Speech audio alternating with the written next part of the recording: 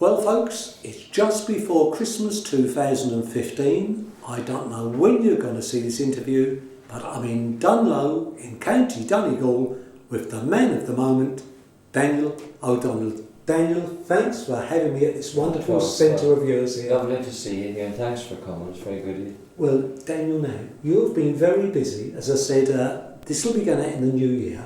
You've just come back from London, is that right? That's right. Just back last night. I was over taking part in the Strictly final, and it was fantastic to be there for the final. I mean, as a fan of Strictly, to be there to see who wins the title for this year, number one, but just, I suppose, the fact that we were all back together, the 15 of us that started. We had a great time. We did very little dancing, a wee bit, but there was no pressure. Yeah, and this time it was no bother to me because I had no pressure. I was, as we say here, I was like the chickens. I was quick picking up. This time I had no bother at all. But it was really, really great. I enjoyed Strictly an awful lot. I mean, going back in my mind to when I was taking part, it was the most nerve-wracking thing I ever did. And when I was in it, when I was voted off, I wasn't devastated. I was glad. I was relieved, that I didn't have to dance anymore. But looking back then, as the weeks went on, I was thinking it would be lovely to just get a chance to do it again.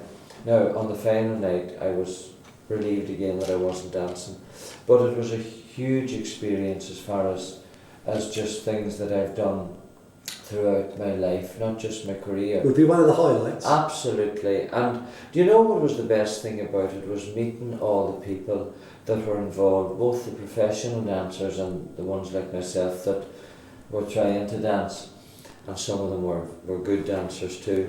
But I remember going in the first day, and I suppose you're trying to anticipate what is it going to be like. How are you going to just mix in with a group of people that you've never met? And I never thought that I would meet at this stage in my life, not that I'm old, but certainly I suppose I'm halfway through at least, and I've lived to 108. That you'd meet people that would make such a difference. They really, we had such a great time. They come across very genuine. And there wasn't a bit of bother between any two people in it. No. I know the paper said this, very glitzy and glamorous, wasn't it? It was like nothing I've ever seen. Yeah. I can't imagine Hollywood being better. Yeah, I could. The razzmatazz and the excitement, and I mean a live show. I mean on Saturday night alone, I'll just go back to Saturday night. We wore a shirt, all of us, all the fellas, we all wore shirts that ended up having these wee sparkly things on them, diamantes, whatever they're called. And do you know that 5 minutes before we danced, they were drying them things on. I was standing, waiting to put on the shirt, and they were still putting on. On a live show, can you believe that? Yeah. It's unbelievable, the work that goes into it. And just the excitement of it, and I mean, of course, Jay, he's a great young lad, the guy that Jay and Alioni, the couple that won the glitter ball, and we were all delighted for him, and for them, But sure, any one of the ones that was they were all brilliant, and even some of the ones that had gone. I'd gone earlier. I mean, Anita was fantastic. Helen. All of them that had, when you have only 4 left for the final, there's going to be good dancers going. But it was great, and I was delighted to be asked. I couldn't believe that I was asked to be on it. Being a fan of the show, and I used to joke on stage all the time. When you were doing the dance, I would take a wee trip across and say "Strictly here I go." So I can't say that anymore. No. Strictly there I was. Daniel, what I want to talk to you about, like the viewers of our show, and whenever we go on the road, and I'm not saying it because I'm here, but we always get great reports on Daniel O'Donnell and loads of requests. And the cameraman who's filmed this, Seamus, will tell you, probably one of the biggest shocks of recent times when we've been filming. We were in Nashville. Now, I don't know if you've seen the clip on the Film Act show, but we were filming in Nashville for the CMAs. And we'd gone there to see Brad Paisley, Carrie Underwood, etc. And I went down the lobby of the hotel, on the morning of the CMAs, Seamus said, you have to talk to these Americans. So I went across to the Americans, and Seamus is behind the camera now. There's 4 Americans who were in town, and when they found we were from Europe, their favourite was Daniel O'Donnell. My goodness. Daniel O'Donnell. And they went to see you in Branson last year, was it, or the year before? They travelled 2,000 miles. The distance is amazing. And I've got them on camera. In fact, we'll show the clip. John here, Seamus will be showing you. They've booked for next year in Branson. Already booked. 4 of them. And it's a 2,000 mile drive. I think they come from Virginia. I could be wrong. I think it's Virginia, but 2,000 mile round trip. So your fame, and I'm going around your visitor centre here today. Now, you've truly broken some amazing records, haven't you? Well, you know, I suppose I didn't start out to make or break records at the very beginning. I started because I just loved singing, and I still do. I mean, last Sunday we recorded a show for Boxing Day for RTE, and I was thinking when I was doing it how much I was enjoying it. You know, I was just singing, you know, a few songs as well as what was recorded. I sang a few songs just to pass the time. You know, the way sometimes television takes a long time. And I was just loving it, and I thought to myself, am I lucky, you know? The records come because people support what I and other people do. You know, anybody that's in the music business knows the value of the audience that follow what we do. So it's them that make all the different records possible. For me, it's still the enjoyment. 25 years, and it's probably more now, the only artist in the world to have a top 20 album in the British charts. Couldn't believe it myself. Started actually in 1988. The first album went in the charts. I mean, the excitement was tremendous, you know, to think you had an album in the charts. And then every year after that, when we released an album, that people were out there buying them.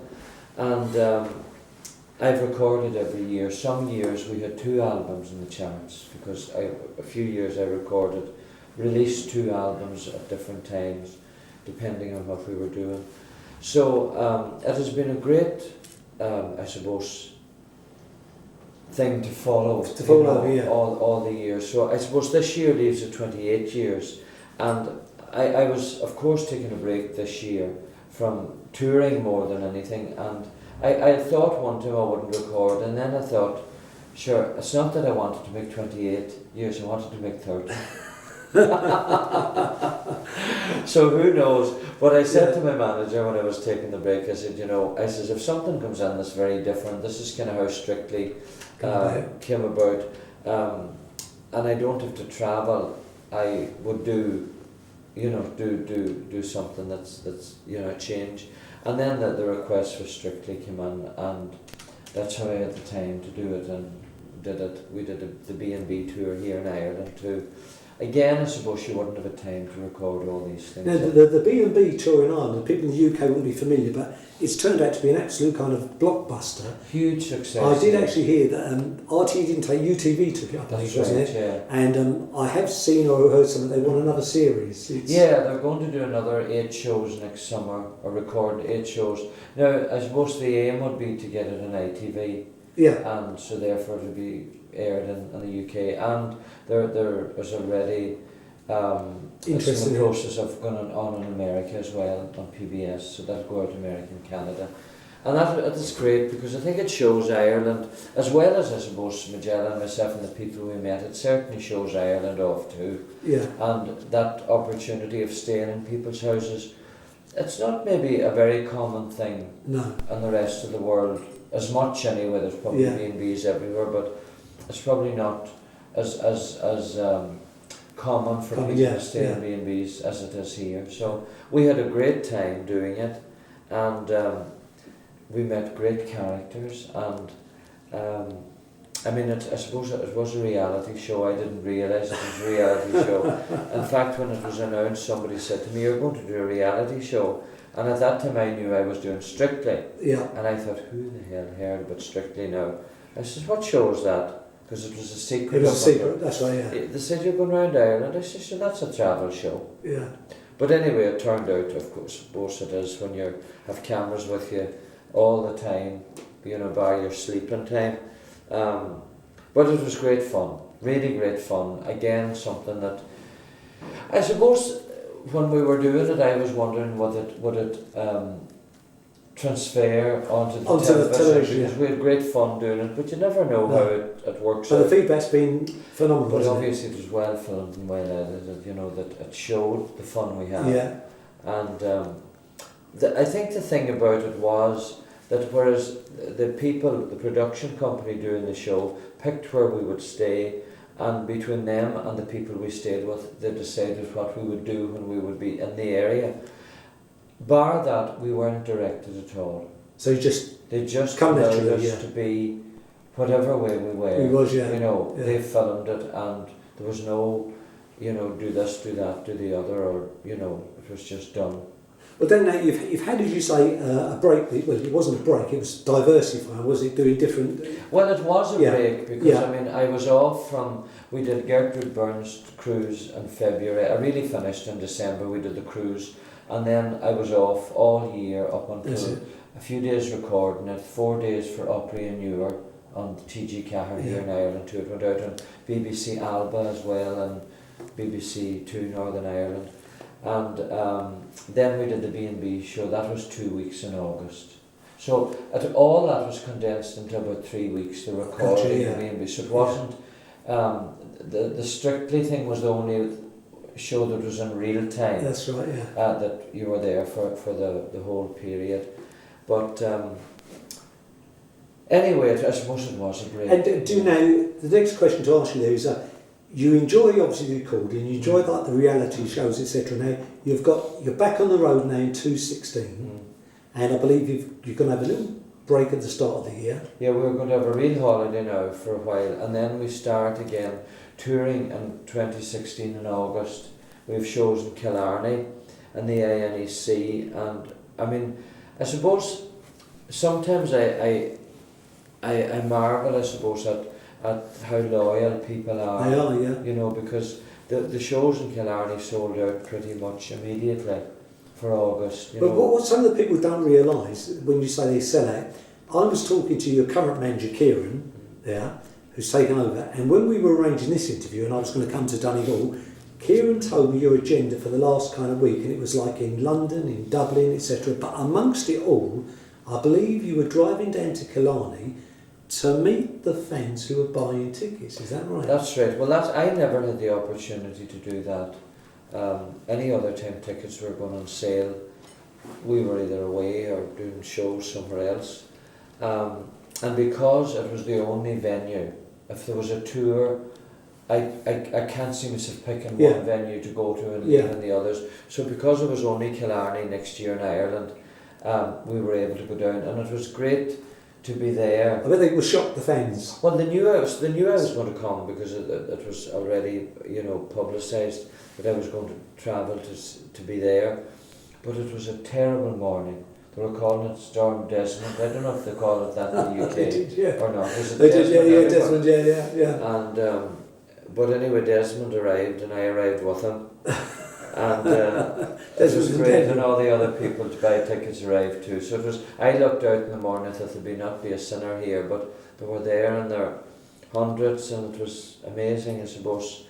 You know, it'll be 35 years in January since I started with Margaret and her band, and then 83 I got my own band for the first group I had here. So I suppose I've been very fortunate, you know, to have such a long career. And Daniel, was there ever a time at the start when you thought, this isn't going to work, I'm going to pack up? Absolutely. I mean, I suppose in 1985, after being 2 years out on my own, I thought, come to December, I thought, well, you know, I was going to be 24 on the 12th of December, and I thought, you know, I need to get some kind of structure here. You know, a lot of my friends were, you know, established, they had cars. I had a bicycle, I never mind a car. And, you know, that year, I remember going to see Mick Clerkin, who was doing the recording, and I said to Mick, you know, that I thought that it just wasn't going to work. And he said, well, you know, he says, they could see, I had just recorded the album The Two Sides of Daniel O'Donnell, the country and the Irish, and that was released sometime in 85. I should remember that, but I don't. And it was getting good airplay. The pirate radio stations were big, you know. Yeah. But I didn't really realise it, you know, because maybe I was so caught up in where I was, and very few coming to see me. But they somehow saw it, and even though it was getting played on the radio, maybe we weren't doing many dances or anything, but I remember playing, and we played in the Farnham Arms in Cavan on New Year's Eve in 1985 going on to 1986, and we took the door. It was a door job. I remember the first time I had to take the door, I thought, I couldn't figure what that was, and taking the door, I thought you got the door, going home with you, the actual door. Yeah. But you took the money that was in that, you took out. And that night, I think it was 5 punts, I suppose it was then, and we got 163. Now somebody got in for less than a 5. Because if you divide 163 by 5, you can't do it. Yeah. But that just tells you how many people was there. Yeah. So 5 20s is 100. 100, so you know, 120 at the most. Yeah. No, 20, No, 20, 35 people, yeah. So, if you fast forward then to New Year's Eve the following year, we had 14 or 1600 people up in the hill town in County Down, and that was how quick it was changed. I don't know the full story, but I was talking to Mick Clark a few weeks ago in Dublin there, and we were talking about when you first came on the road. And didn't you play Roundwood Park? We played Roundwood Park in 1984. That's correct. At 12 o'clock in the day. That's 85 right. at 3, and in 86 we closed the show. That's correct. Yeah, Mick was 86 saying. We were and it was after the first or second one. I don't know the full story, but one of the bands said, "Look, it was 85. This chap's got something." Yeah. Mick was telling me, he said there was definitely something there, and well, the rest is history. Yeah. And then over the years, millions of records. 10, 12 million records sold and millions at your concerts and touring the world now. Yeah, well after Killarney then next year we go on to the UK, and we're doing sort of a spread. I suppose we're Glasgow, where it was the only date in Scotland, and then we come down Newcastle, we're at Gateshead at the Sage, and we're in Nottingham at the Royal Concert Hall, Bridlington at the Spa, and we're in Liverpool at the Philharmonic, Birmingham at the Symphony Hall. Am I doing well? Yeah. Bristol at the Colston Hall. We're in Croydon at the Fairfield Hall. Yeah. We have 2 shows in Norwich at the Theatre Royal and 2 shows in Bournemouth at the BIC. And that's all in September. In September. And then we go on to America and Canada, and at the end of September, October, November. We do 1 show in Minot, North Dakota. They have a great festival there, Norwegian festival. Massive following in America, isn't there? You know, we were lucky, I suppose, back in 2002, we had our first show aired in public television. Yeah. And that just gave us the opportunity. You know, America is such a big country and such a population that you can just, if you scrape the surface, Yeah. you know, you have an audience. And we were lucky because PBS, the audience that watch PBS are our type of audience. That's right, yeah. So then we did another one, and we have 13 specials done now, and they're looking for another one now. So hopefully we'll do one this year, next year again, that'll air for, you know, sometime later in the year or next. Well, an interesting point, Daniel. On our new channel, we've got a new channel coming up, been on the Irish TV for years, and different shows that we've done. And on the production team side, we've got our sponsors in there, and Keep It Country Music TV. And we're going to be showing some of your video footage that you've done through Kieran, that you've done in America. And I was stunned. I didn't realise we ourselves were a couple of weeks ago in the Country Church of Fame, the Ryman Auditorium. Yeah. And a lot of it was filmed in there, wasn't it? Yeah, we did a show there, and let's see, was it 2011? I think it was 2011, at the end of February. We were supposed to do it in the Opry the year before when it was flooded. It was flooded, that's right. And then it was put off and we were planning to do it, and then the Opry wasn't opening, so we put together a show for the Ryman. And in a way, being in the Ryman was even more important than being at the Opry. They all want to play because the Ryman was the original. Mother Church, the original Opry. And I remember walking out even to the rehearsal and thinking, about all the people that stood on that stage, from the very beginning. And the first time I saw the Ryman was when Loretta Lynn's movie, The Coal Miner's Daughter, was released, and we went into the cinema in Dublin. There was a premiere in Dublin, and there was a message from Loretta. Now, she wasn't on video or anything, it was just a recorded message on a thing, and she spoke before it. And I think that's how you know you're a real fan of somebody, when you want to hear them talking as well as singing. I remember when I went to Nashville, first time I went down to where Loretta lives, and or where she's, her place is. I see, yeah. And I wanted a tape, it was tapes then, in 1988, with her speaking, to hear her voice speaking. And I thought to myself, that must be what it is when you're a real fan of somebody. You want to find out more about the person. But anyway, going back to the Ryman, I'm hard to keep on the one track. No, because on the Ryman, I see there, you came out on stage and you said if it's the new modern country you want, you're in the wrong place. But it's the traditional, and we find, we was at the CMA Awards, some of the countries got very rocky, and it's not really country. We do play it on the show, some people like it, but they love the traditional, which leads us on, you've got the Hank Williams, yeah. I suppose, Phil, there's a place for everything, and music is very diverse, and I suppose people's tastes vary greatly. Myself, I remember in the early 80s, when I was thinking about going alone, I got the opportunity, I really wanted to sing, and I got the opportunity to join a band, or not join a band, but audition for a band and sing pop music. And I was planning to go to the audition, and the day before I called them up and I said, I can't do this because I wouldn't be singing what I wanted. To sing, yeah. I mean, I would rather be a very small or very little known singer singing what I love. Well, you wanted to do than a huge singing something I didn't. So I remember thinking, no, I can't do this, can't go and audition for this band because my heart won't be in it. But when I sing the Hank Williams songs, or if I sing an Irish ballad, or I sing whatever it is that I love, I just enjoy it immensely. I mean, recording the Hank Williams songs, singing You Won Again, and I Won't Be Home No More, and Your Cheating Heart, that I've sung loads of times. And when I was doing it, I suppose we listened. I tend not to listen a lot, even when somebody sends me a song that they write.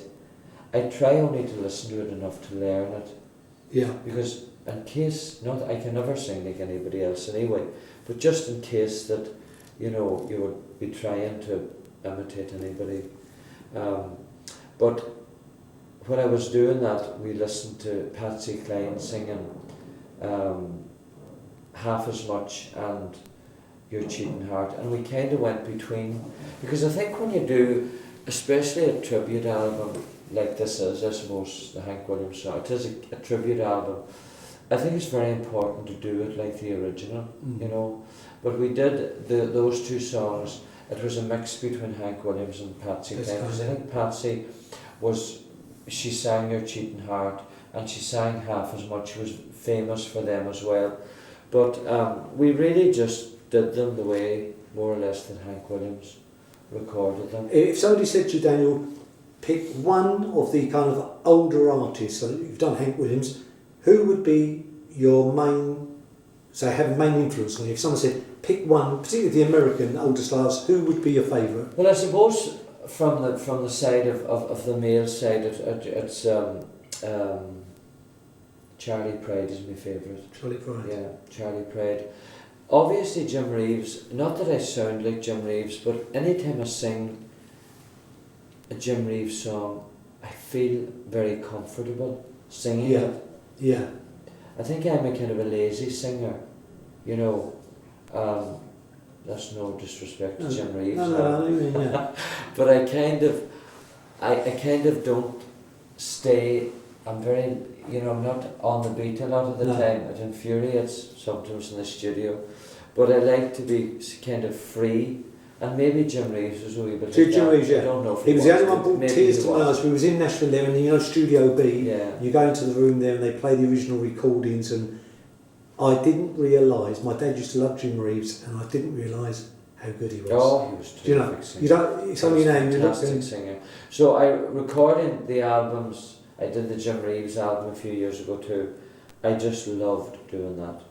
When you sing all them songs, the Blue Side of Lonesome and Am I Losing You, they're they're beautiful.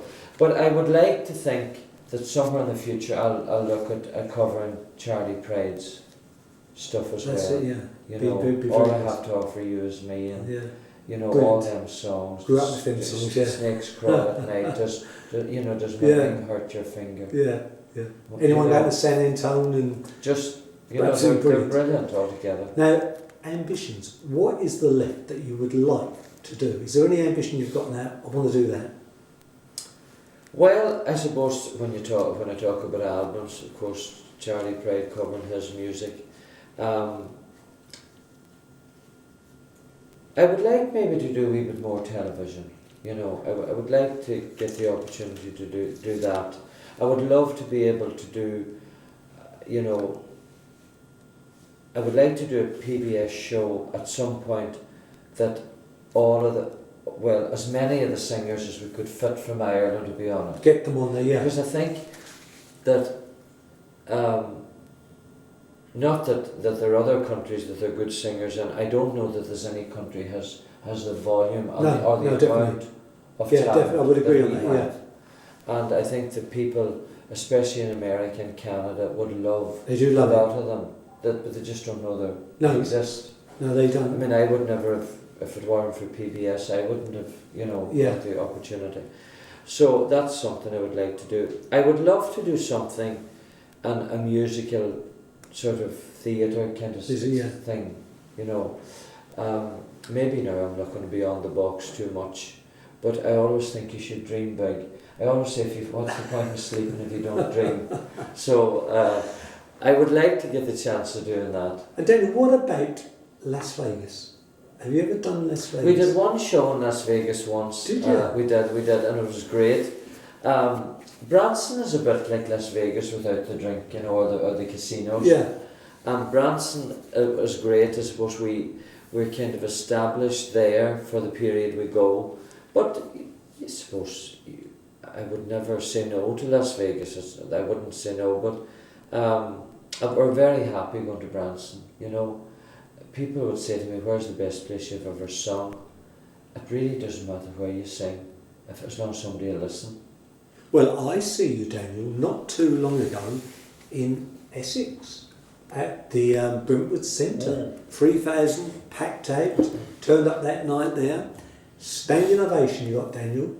And when you can conquer Essex, as they say, the only way is Essex. So when you maybe I'll be on Towie yet. No, I tell you, look, we've got strong connections around Brentwood where Towie's now. That would be. Look, you see, because there is a connection here, Daniel, that a lot of people don't know.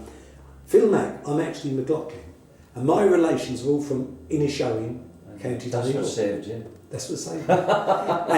And today it's very Donegal based because Daniel's here in his home area of Donegal. Seamus the cameraman's filming is from Carndona. Yeah. Aidan, his son, is from Carndona. And Shuni Crampsey, whose song you have just recorded, my cousin, is from up there in Donegal, County Donegal. A great song, you do a great job on it. Well, I've recorded other songs as well, but this one, when Shuni sent the Bloomin' Over My World to me, I called him up and just said how much I liked it. And then it took me a while to get to record it because everything, I suppose, in its time. But I just love the song. Yeah, very, very, very. Absolutely love it, and I think that it's a hit. Yeah. And sometime, I hope it's a hit for me. I remember when I was recording You Raised Me Up, I said in the studio, I says, this is going to be a huge hit. I says, if it's not for me, it'll be massive for somebody else. Massive. And of course it was. Josh Groban recorded it in Westlake. And I said the very same thing about There's a Blue Moon Over My World. Yeah. Well, folks, you heard it here first, and over the coming weeks you're going to see Daniel's shows on the Keep It Country Music TV. It's been a pleasure speaking to Daniel, and to track Daniel down and get time with him has been an absolute pleasure for myself. We flew over from London this morning. I got picked up by Shames. We came up to here. We've had the seasons all in one. We've had torrential rain earlier on in the interview. We had bright sunshine, but it's a spectacular area around here. Oh, it is lovely, there's no doubt. Really, wherever you go. It's very rugged, you know. And I suppose the nicest thing about here is that everybody knows everybody. Yeah. And, you know, now at Christmas time, just if you go up to town, you'll meet everybody and everybody. So you're just Daniel to them all? It's just, oh aye. If you had any elevation in your step here, you'd be knocked out here very quick.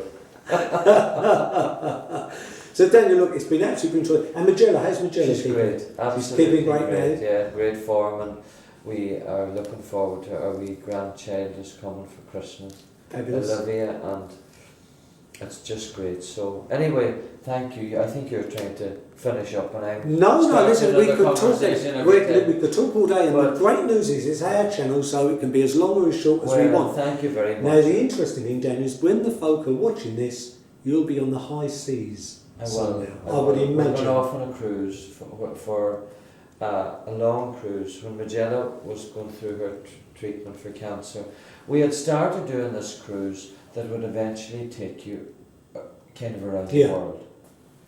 And we had done from Fort Lauderdale to Los Angeles, and the year after 2014 we had planned to go from Los Angeles to Sydney, and then we had a tour in Australia, so we were going to do that. And that summer before, she was diagnosed with breast cancer and then went into the treatment. And after her father died, when she was in the middle of her treatment, I said to her, you know, I says, who knows what's going to happen? Exactly. When you're better and everything's okay, I said, I'll take a break and we'll do the whole cruise at one time. So what we would have probably done over 10 years, we're going to do in the next 4 months. And I suppose we're very lucky, and Magella's fine and we have no reason to worry, but I always think, I suppose, the fact that we're very fortunate that we can do this from a time point of view and we can afford to do it. There's plenty go through what she went through and still have to go on working and try their best to get through every day, you know, just as they are. We're lucky to be able and when you see what's going on in the world and the troubles that are in the world, it's great that you're in music and you can enjoy the experience and people enjoy yourself. And my wife said the same to me the other night, Phil, it's time to take a break and let's go away and just have a little bit of a time out. Now, the people who watch the show, I've got a little note here. We got one in just before I come on here today. Hi Phil and Lisa, could you please say hello to Jackie and all my Facebook friends in England, Scotland and Wales. Please say hello to my friend Mary and Nancy and of course myself.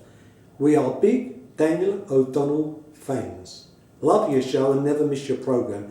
So Daniel, can you say hi to Anne Lawler Conroy? Oh Anne, I know, I saw Anne last Sunday. She was at the recording in Dublin. That's right. And another one there. Mary, And Jackie Orris is always there. And Jackie, I saw Jackie. I recorded a piece for the ABBA Christmas party on ITV. I went over there last Saturday night and did it Sunday morning before the RTE show. I got back for that, and Jackie Orris and Lorna and a whole group of them were there for that at 9 in the morning. No, if you don't mind. that's it. Well, Daniel, we hope you're going to look a great Christmas, and this will be going out after Christmas. So Daniel will have enjoyed Christmas. He'll be out on the high seas somewhere. Now, his tour is well advertised now, and you'll see it on our show. The venues he's playing in 2016, apart from America, the ones in Scotland and the UK. Yeah, in UK is supposed to all. And in Ireland, is it only the Glen only Eagles? Killarney.